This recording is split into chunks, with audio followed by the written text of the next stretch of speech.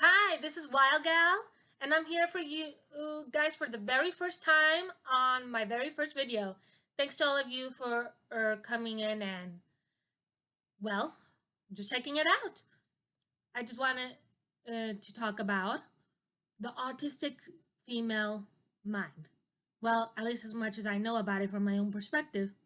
That's right, I am an adult woman with autism, aka Asperger's disorder. Now, if all of you don't know what that is, basically, my mind works differently than everybody else. Now, most people just know this problem to be as autism, but there are different spectrums and different levels to it. Like, like I said, I am in the Asperger's one, high level, but everybody has different levels in this. Like, some people have worse speech patterns, or sometimes they can have worse problems in education. It all depends on how the person is. But recently in medical history, for some reason, they've decided to clump us all together under the same umbrella instead of giving us our own place and mantle of how we work. The problem is nobody in the autism spectrum is the same, especially because some of the people who are on the autism spectrum or have at least been put there aren't even autistic. What they have is brain damage due to certain incidents in their lives, like somebody getting a flu shot and having a bad reaction to it, which is actually brain damage. Well, on to the next topic. I'm here to talk to you all about how it's like living with this disorder, at least from my point of view, like I said. It's not an easy life. Well, how do I put it? Everybody knew something was off with me. People could tell, but a lot of people have trouble accepting. Parents have trouble accepting that something is wrong with their kids. And I suppose that's normal. Nobody wants to know that something's up with their kid. Thing was, I was walking on my toes because I wanted to be a ballerina, dressing up as a princess. Now, you think that's not weird, but it seems that that's actually signs of autism. And well, I was always pretending to be something, and which is another sign. Well, we didn't know about that part until I was 9 and was diagnosed twice. My parents wanted a second opinion. The first time they were pretty upset. And it's understandable. No parent wants to hear that something is wrong with their child, that they're not going to be able to accomplish everything they want. Now, my parents, when they found out, they weren't going to just sit down and not help me. My parents did what they could, took me to the doctors, took me to therapy. Now, when they found out about what I had, I was actually one of the few girls, actually, yeah, I was just a girl, to have this disorder. Why? Well, this usually occurred in men or boys. This wasn't very common in women back then. It's been growing constantly. Now, when my parents tried to contact a therapist for me, they first said they didn't want to, but when they heard about I was a female autistic woman, well, the doctor picked up and said, I have room, bring her in. Now, why did this happen? Because it was a chance to observe and learn.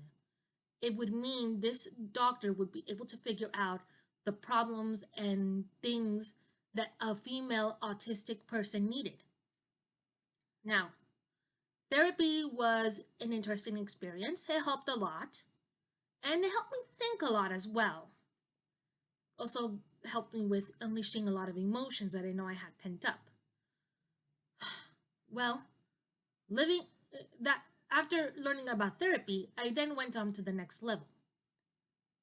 After learning to, well, be more emotionally inclined, I guess, I started needing to learn how to read because I didn't learn how to read until I was 11. The reason for this? The school system did not know how to deal with a student with autism. The schools or even people within the special education program did not know how to deal with people like me. They didn't understand fully. Even and if I somewhat knew what was going on, my mind was not fully there, as my mind was backtracked to somewhat a younger age. That's why I'm always thankful my mom pulled me back a year in kindergarten. I would not have survived.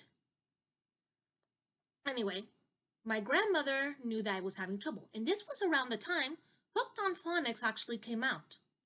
So she bought it for me, and my mother got buckled down and started teaching me to read. It's thanks to those two women that I actually learned to love to read and became addicted to it. And now I love writing as well, even if I have trouble with spelling. But I have to thank those two for that. Anyway, before even knowing about my autism, I grew up in a very strange family. You see, we are Mexican. We are loud. We are expressive. And for somebody with autism, that can be difficult as we can get sensory overload. That means too many noises, too much light, things like that can affect us. Well, being around all of that actually helped me grow into a person who who could actually stand that a little better than probably what I would have been if I didn't get exposed to that. My mother was also very sporadic. Like she would tell us we would go one place, but then we end up going somewhere else. She said I would cry at this, and she never knew why. Now she knew why. Because people with autism love structure. They want to have a list and the priorities of what's going on. And yes, I do still love having like something of an order. Not as much anymore. In fact, I'm not that, how do I say it, orderly when it comes to what I want to do or need to do. Yes, we're saying we're gonna do something, I expect to do it, and I get upset if we don't do it. But that's just my personality. But let's see. In a way, it helped me be more prepared for what was to come in life, because life is not always going to be something you can expect or what's going to happen.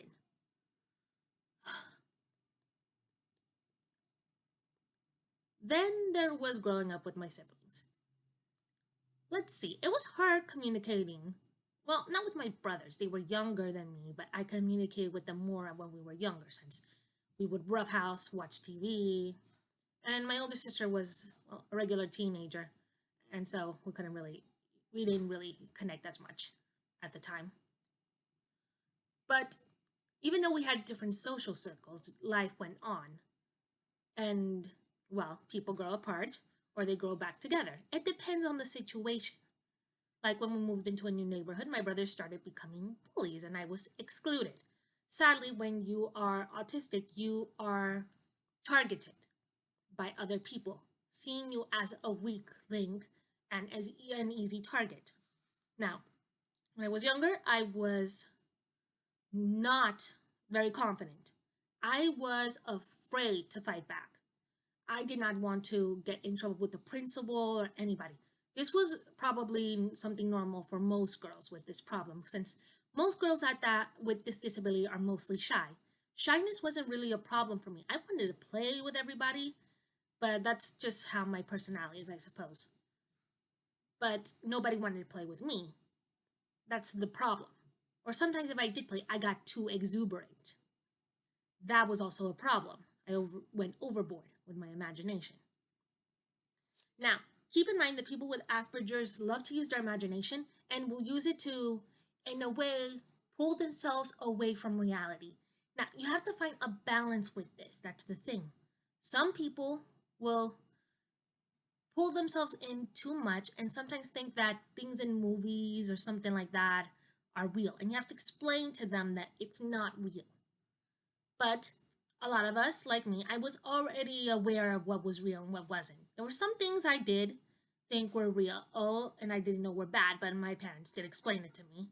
And other things that I already knew from the start were not real. I was pretty smart for a kid. Let's just say my mother helped with that by making me watch Animal Planet. Yeah. Now, the next thing about autism is that People with this problem tend to like what is different from what everybody else likes. Like when I was in university, when the teacher asked us which one of the books we read was our favorite, everybody else liked the one that I thought was completely boring. But I liked the one everybody else thought was completely boring. So that was an interesting experience, being the one to like the thing nobody else liked. That's the thing, our minds work differently, so we will like what is different, most likely, or the opposite of what everybody else thinks. Our minds work different, and people need to learn to respect that part. That was just something I had to grow up with. Now, another problem is bullying. Your kids at the young age and even as adults are gonna get bullied. You need to talk to them, learn what's going on,